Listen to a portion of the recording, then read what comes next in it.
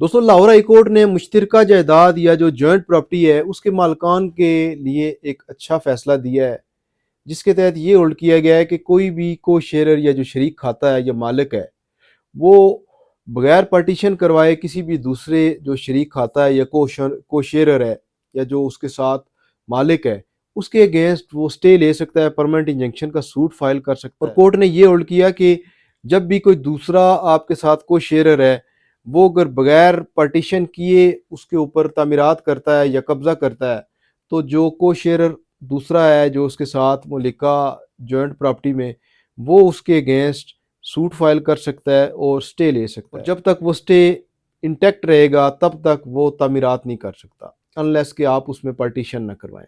دوستو ویڈیو اگر اچھی لگے تو شیئر کیجیے گا۔ پراپرٹی لاء کے ریلیٹڈ یا سٹے کے ریلیٹڈ کسی قسم کی کوئی سروس چاہیے ہو تو آپ مجھ سے رابطہ کر سکتے ہیں۔ تھینک یو سو مچ۔ اللہ حافظ۔